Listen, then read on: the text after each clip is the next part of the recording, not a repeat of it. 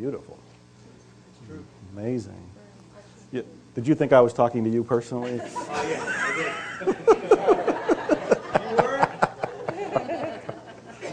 did.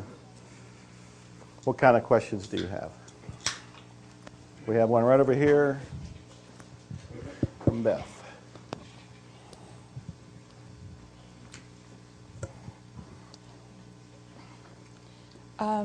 In the book, and from what I've heard, that when you erase something, then it's gone forever from everyone. I would like to know that when the hospital was, those patients were cleared and cleansed, and it was even closed down, does that mean the program is gone from the guys that are here in the prisons too? I mean, was there a clearing from them as well that they were released, and does that mean the program won't ever come back, those crimes that those guys committed? That's a wonderful question. That's a question that I asked Dr. Hulen when I was interviewing him and I was doing the research for the book Zero Limits, and I'll call him up to add to that in a second. But what I was told is there are so many programs that this is like, as you clean them, it is like taking a straw out of a big stack of hay or a bale of hay. And so you've taken one out, and you might have taken another one out, but there are more there. And this is the thing that I have found depressing, which I am cleaning on, that there is an unimaginable amount of it. That we are carrying so many of these weeds, so many of these programs, so many of these beliefs, so many of this data, that in his mind goes all the way back to when we were amoeba, or space dust, that we had it then, we've carried it through, so it's all accumulated within us. And as you clean, you can take enough out to see a difference in a person that might have been in a mentally ill hospital, but that doesn't mean that it's been completely cleaned from the planet. Not yet. There's still more cleaning to do. Narissa and I saw a show one day on epigenetics, and I watched the whole show and missed what she got out of it. And what she got out of it was totally brilliant. At the end of it, she said, that whole program was describing the science of zero limits. And I thought, I got to watch that again, because I missed it. And we did watch more. We did discuss it some more. And what it was pointing out is that about DNA. They're saying with epigenetics that there are markers in your DNA that have come from generations past. So something, if your great-great-grandmother, grandfather, someplace like this, starved, that there's a marker in their DNA that has gone through their system and has ended up in your system. And it will show up in some different ways. In some ways it may be positive and you have a stronger body. In some places it may be negative and you have a weaker body. But the point is that this is just an example of a program that you have no awareness of, that you have inherited. I've studied a lot of different of the muscle builders, the weight loss people, the bodybuilders, and one of them, Dave Draper. He's in his 60s now. He has been fit his entire life. He was in the movies in the 50s. He was this blonde, I forget what they called him, the blonde bomber is what they call him. And Dave Draper's still around, but he just recently had a heart attack, and he had to have heart surgery. Now, this is a man who has worked out, who has ate right, who has been fit. He is still fit now, even though he had to go through surgery. When he came out, the doctors explained to him that you didn't do anything to cause this. You inherited it. And I thought that was so significant, that it's actually like the programs that are in us. Now, I think it was it Barry that saw Robin fall? It was you. And he felt a little bit of guilt about that, because when he came up, he told me about it. There was a big pool of blood. He was one of the people that was there on the scene to take care of stuff. And he felt responsibility. And he actually even asked me, he says, was I responsible for that? And what I heard what he was asking was, am I guilty for causing that? Am I to blame for that? And this is not about guilt or blame. Guilt and blame are actually programs. This is about 100% responsibility. It doesn't mean that you look within and go, why? Why did I do that to her? It means, I have more cleaning to do. And you just keep cleaning. So when it comes to these mentally ill patients and so forth, as I understand it, and I do want to hear what he has to say because he was there. I'm just telling you from a journalistic kind of investigator's point of view, what I've learned is that there are more programs to clean. But enough had been cleaned in those particular people that they were pronounced healthy and they could leave. I don't have any comment. He has no comment. Is that the same as the sins of the parents will visit the heads of the children? Wow, she says, is that the same as the sins of the parent will visit the heads of the children? No, it means that you are responsible to clean it up. So no. See, you're going genetic. No, you're looking away from yourself, and it's never going to get cleaned up unless you look only at yourself. Only. There's nothing out there. One of the things I learned from Morna a long time ago, no matter what came up, she would say, "Look at yourself. Look at yourself." Now you're trying to fuss around with information. You're not gonna get the information. You're only gonna get the information out of inspiration. You're going to get stuck in that stuff. And that's the only reason I'm here, saying you can unstuck. But if you're trying to figure out how, now at Hawaii State Hospital, only divinity knows. I just did my cleaning, so divinity decides which gets cleaned up. But I know one thing, the cleaning I did there will go on that land forever and ever until it's all finished up. Forever and ever.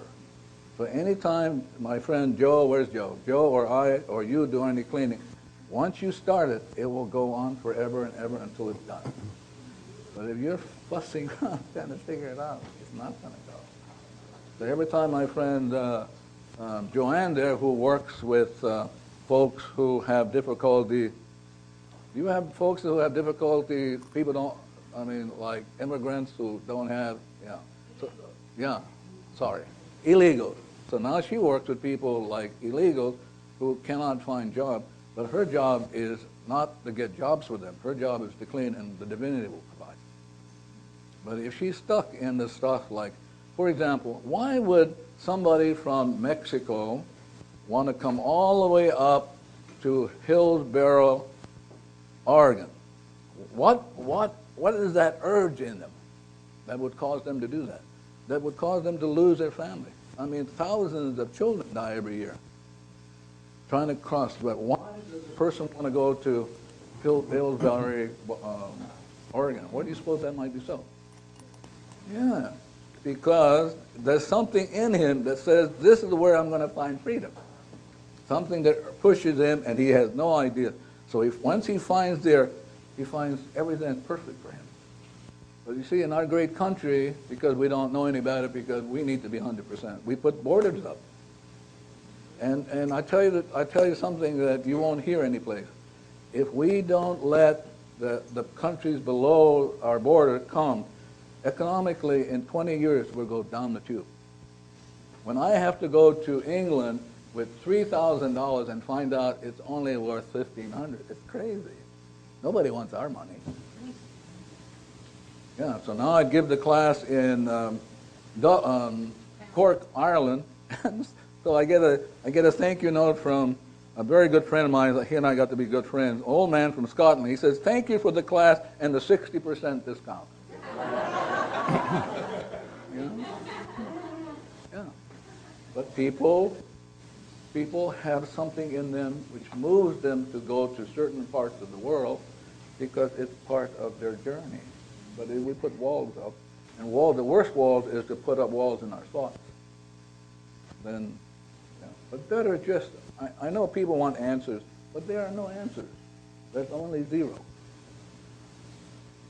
Because this is the address of God. Yeah. This is not the address of God. That's not. This is data called chaos. And this data goes against the divinity. It's hatred for the divinity. Absolute hatred. Yeah. Yes. I'm trying to be as blunt as with you because I know some of you are going to leave. I want to make sure you go dong. Yeah. Yeah. I just wanted to add something to the story of the illegals. Ihaleakala always, if I come to him with anything, he always says, I know what he's going to say, clean, period. And so I did one day because I had been carrying this sadness about the illegal situation for years and years. And he made that, I started to clean on it, and I was so lifted because, and he made another comment about something about them going home, maybe about them going home. And as I was cleaning, sure enough, in the next few days, we're all driving somewhere to do something, and they started talking about going home. They want to go home. Going home to Chile, going home to Mexico, going home. Because now they're done. Why are they done? Because she had to do her cleaning. Now they can go home. Yeah, before cleaning, I was collecting immigrants from all over. I have like 20 here, 20 there, whatever. And I'm busy as a beaver trying to call everybody, come on, you know, it's going to be great. And they're excellent getting jobs. And until I clean, I never heard them start to have conversations about, you know, how they're planning to go back, to go home, to their home. Of course they want to do that. And it's just, in him telling that story, I remembered that, of course, yes, that's what's been happening. So I tell you what, how wonderful my relationship is with my friend Joanne. Usually I'm on the road and things happen in the house that need to be taken care of. So I don't have to do that anymore. I just call Joanne, and I tell you, there was a fellow who put in a new deck. I mean, redwood. It was so beautiful. Now I'm stepping on my deck, and redwood is the cleaning process. That's what the Indians use. So what the Indians used to do to redwood is they're mentally walking the tree, whoom, up they would go into the sky. They make that connection. So as I was walking on the deck, I mean, she was willing to clean, I was willing to clean. I got the right deck. I got a redwood deck. Yeah. And this guy was incredible. I got to meet his family, you know. He brought his family.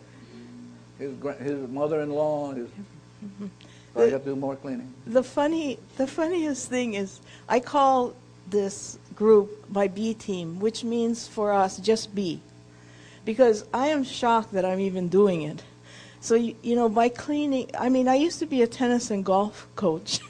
And all of a sudden, I have this other career pop up. And I'm just doing this whole immigration thing. And I just find it hilarious that, why am I doing this? I have no clue. It's there. I'm working away. And I feel so sorry for Ihaleakala because somehow, I don't plan it, but every time we're even near his house, he's seeing all of the B team, their families, whatever. It looks like a church service, and we didn't plan it. They're lined up outside his door. Have you ever been around people who only speak Spanish? They come really close to you. And I just crack up because he's so kind. He doesn't, you know, he's just like he was expecting them. And it was like,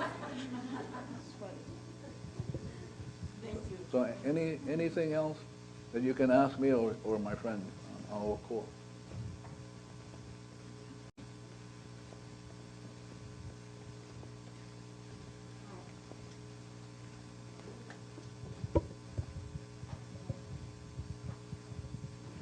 Now, did you see that? Were you watching?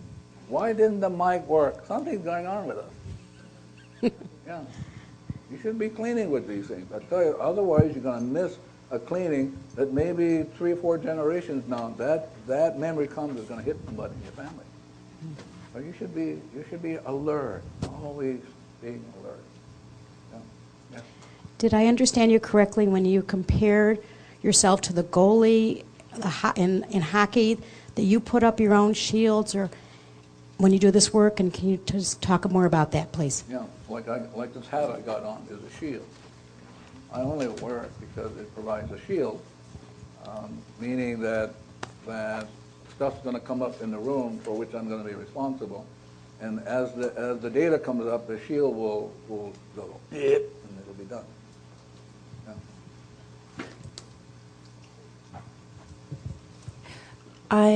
It's not a question, it's more of a comment, and I would just like to contribute in this small way, and if it can help anybody understand. I know that a lot of... Hello. You have to make sure now you're only talking about yourself. I am. I Okay, understand that. but I'm taking watching you. responsibility. I'm watching you. I understand We're not that. here to preach or anything like that. No. I understand that. It's for me. Okay. Okay, it's for me.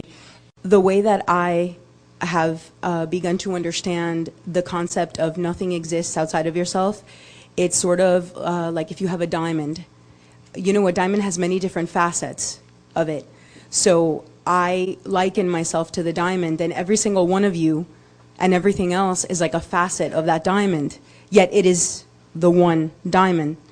So that is how I, in my mind, am able to make the connection.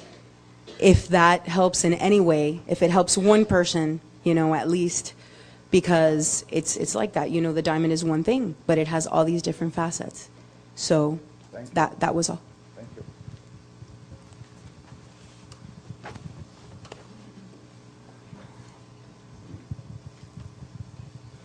I'm a little confused. Also, I come from a part of the country where we've taken bullshit to an art form, so I'll give you a lot to work with. And can you tell me one more time what part of the country that is? Where Joe comes from, Wimberley. Got it. Is that it? No. Okay. No, I'm a little confused on the, yesterday I thought I heard something like, don't expect a miracle because of certain things. And then I heard this young lady talk about cleaning on something, and then I hear, well, if you clean, don't think about anything. So I'm kind of confused on the etiquette, I guess, of cleaning. If something that I'm concerned about or comes up in my life or you watch on news and you clean on that thing, what does that mean? You're cleaning about it, not on it, because what you may experience at 15 bits of information, millions are going below it which you're not understanding.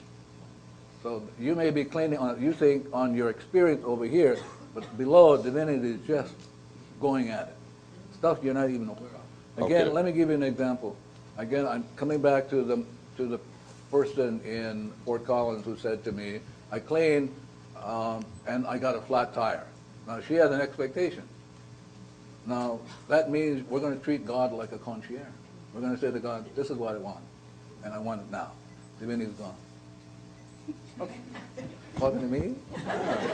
Yeah. So the idea is you're going to just do the cleaning. You don't know what needs to be cleaned, and divinity, who knows everything, will do whatever is right and perfect for you.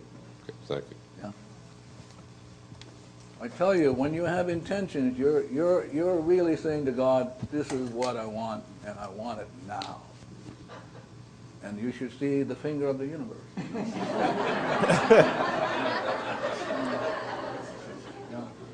So I think my friend Owa Court really got it down pat. And that you're putting, the ultimate goal is zero first. So if you want to look for a theme, it's zero first. Because zero is the temple of the divine. When Jesus said, I am going to go and prepare a place for you. He's talking about the purity of heart. So here's the holy temple of your being, and in this holy temple you will find divinity will show up. And that's what you're going for. Or you can stay and not clean, stay stuck in chaos. So now you have a choice. But this is you experience the divinity, or you experience the data. And it requires a lot of believing. Thank you. I've been pondering a lot about this and learning so much this go round. There are a lot of people here in the room that work in various healing professions, and I'm aware that a lot of us have a great deal to clean, and people come to us in that way. How can we be responsible and clear that we're not adding to more of the chaos, because we are in our profession, we might treat something, supposedly, that we have been schooled to understand in a certain kind of way.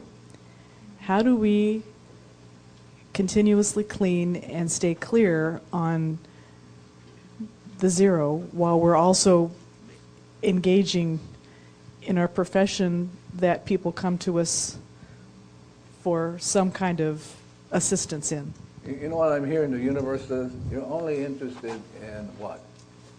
Would any of you, how many of you would be willing, don't sit. Oh, okay. How many of you would be willing to do your work without pay? Come on, give us a break. How would you make a living? You'd have to depend on somebody else to do it for you. I can't imagine that. So she's really talking about, well, I mean, how do I make my money? She may not think so, but that's what she's saying. Isn't that so? Yeah. Well, it's very easy to make a lot of money. You can talk to Joe. He's done it. And the way to make a lot of money is start from zero. You can call yourself Dooga Booga Boo Boo therapy, or doesn't matter what you call it, but you have to be 100% responsible. So if you have a therapy called ooh, ooh, like that, then you make sure that before that person shows up, you have done your cleaning.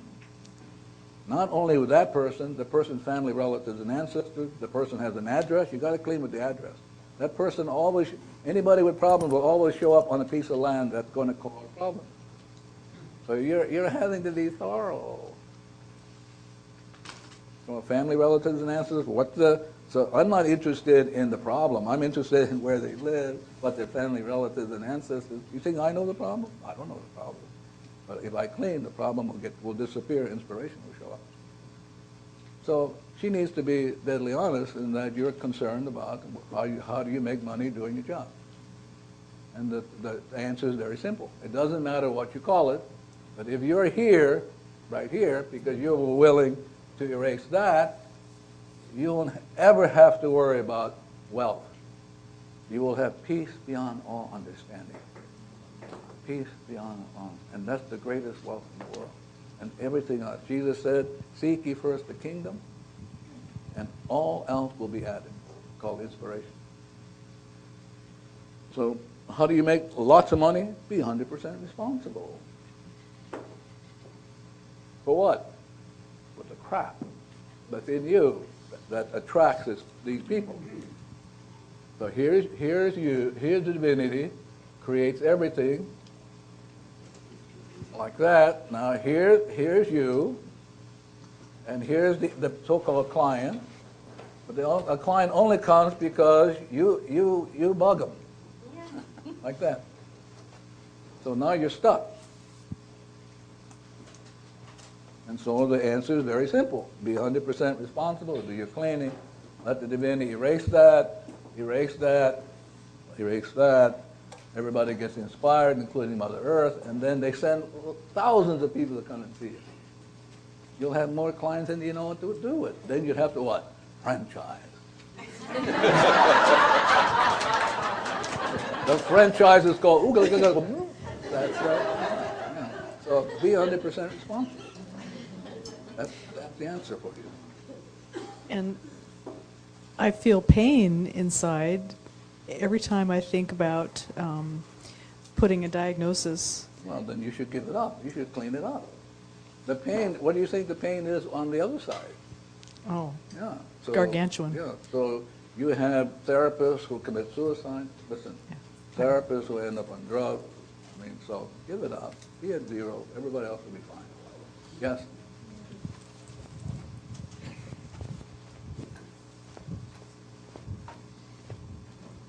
So can you please expand a little bit about finding out about their address, family, ancestors, and so on? If you were doing a therapy session, how would you prepare for First it? of all, I wouldn't do it. Oh, you wouldn't? Just in case I did. Okay.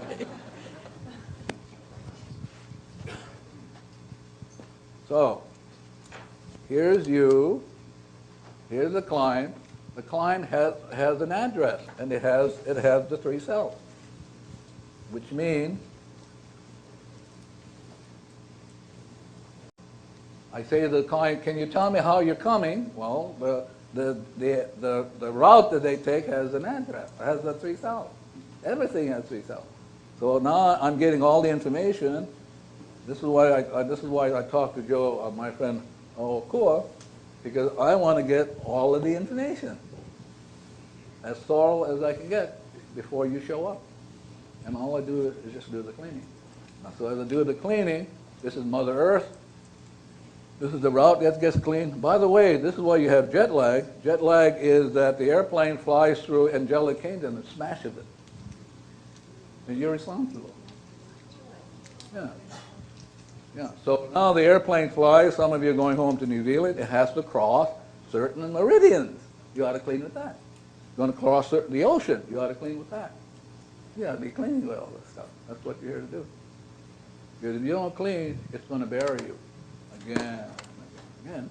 But it's easy. I think I'm watching my friend over here. It's like, wow. He's doing his cleaning. This is why this class is so wonderful, because my friend over here is 100% responsible for creating this. I'm just coming along to see what I get to clean. Oh God. Yeah. Like, for example, curses. Some of you bring curses into the room. Some of you, I mean, you really do. Yeah. You get headache, curse, particularly if it's migraine. You know, you're kind of cursing people, some of you. So the idea is just do your cleaning, and you'll be fine. Really, you'll be fine, and so will the world. But you got to be thorough. Yeah.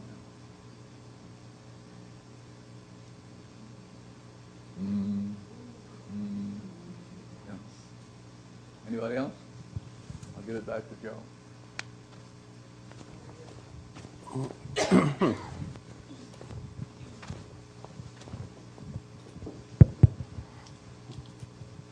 I wanted to know if you could expand about doing the ha when you're flying. Are you supposed to do it every hour? I'm sorry? When you're flying, say my flight, Yeah. so just every hour Yeah. that I'm traveling throughout. Okay. So what the ha will do, let this be the airplane. Let this be the route. Let this be you. Let this be the other folks, whoever they are on the airplane, including the luggage. You cannot believe what gets on the luggage. I mean, incredible stuff. So now here's me, and I just do the ha. And I do the ha for each hour of the flight. I do the ha in the terminal. I do the ha before I get on the airplane. I talk to the airplane. Hello, is there anything I need to know? Yeah? Oh, wow. Well, you know, then you have doubts you should get on this airplane. But you do the airplane goes, burp. I mean, one day I heard the airplane burp. It had this kind of colicky problem. You know? I mean, you guys think it's, funny. You see, so now I'm going to clean up all my stuff because they're all connected. Everything is connected. This is a connection you don't want to be in. This connection called Akka. You don't want to be in that connection. So I do the ha, talk to the airplane, talk to the child in me, said, well, is there anything I missed? Is there anything we should be doing? And then we make an appeal to divinity. Then the information comes down, comes down, and divinity will erase the data. Cut the ties, cut the ties, cut the ties. Everybody's zero, and then divinity will give me what is perfect for me, what is perfect for the route, what is perfect for the airplane, and then what is perfect for everybody else. Yeah.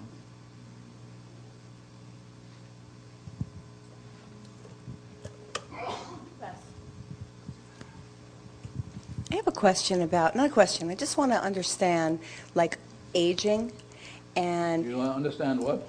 Like, the body's perfect, so the body shouldn't be aging. We bought this data, and so the data is in us, and so we have these signs that show up as whatever they are, right? And I was thinking about, like, I guess a lot of people in this room are... No, don't say a lot of people, okay, just say you. Okay, yeah, right. Stay close to home. So stay close to home. Okay, so like the idea that your hormones change, is that because of data that's accumulated over time? So it's really not... No, I don't know about accumulate, but it's data playing. So you would just talk to your yeah. body and you would just say, just like you talk to the child. No, not your body. You're talking to the data and the child. Forget about the body. Okay. The body is a consequence. Okay. It's an effect. You're talking to the wrong being. Okay. So it's like pharmaceutical companies do it for the effect because they think it's a body, but no. What we're saying is in your soul, in the subconscious. Right, because the effect would be that people have these things like I have hot flashes or something like that, but Yeah. it's really just the data that's Oh, yeah. playing, right? Yeah. Okay, great, thank you. I was part of a study. I was asked if I would do a study with a doctoral student at the University of Hawaii on high blood pressure. She did a PhD this past year, if I can find it. I'm going to give it to the cardiologist from Brazil. Yeah. Let's see if I can find it. So this is on, if you are interested, I can't give it to you because there's copyright, but you can, if you're interested in this study, Ethnicity and Disease is the journal.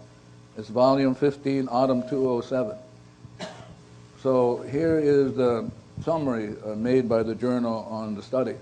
This article described a study of 23 primarily Asian, Hawaiian, and other Pacific Islander adults with high blood pressure, hypertension, who attended an intervention class of self-identity through Ho'oponopono. This was the first time study to find out that high blood pressure was improved after the patient learned the process known as self-identity through Ho'oponopono and added it to his or her own regular high blood pressure treatment. This process is an approach to develop a better working relationship among the conscious, subconscious, and superconscious minds, representing the body, the mind, body, and spirit. I don't know where they got that from. Allowing individuals to understand themselves better. For this study, we wanted to find out if, when the body, mind, and spirit work together, the individual will release sources of stress, tension, while gone. In our study, participants attended the class 3.5 hours only, which included a series of lectures, discussion, problem solving, tools, question, answer period, all that sort of stuff. Participants were taught simple processes such as breathing, you got that, prayers, we got love yous, meditation. 2 months following the class, the participants' blood pressure was reduced.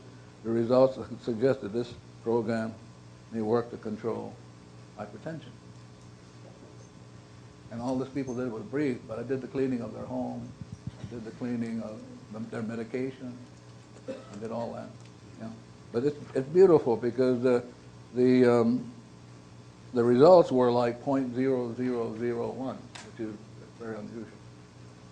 So I'm going to be I'm coming back to Hawaii on February 1st and 6th to do a 3.5 hour long distance learning on how to deal with hypertension. And all you have to do is clean up. Yeah. So if you're only dealing with effects, we're going to deal with the cause.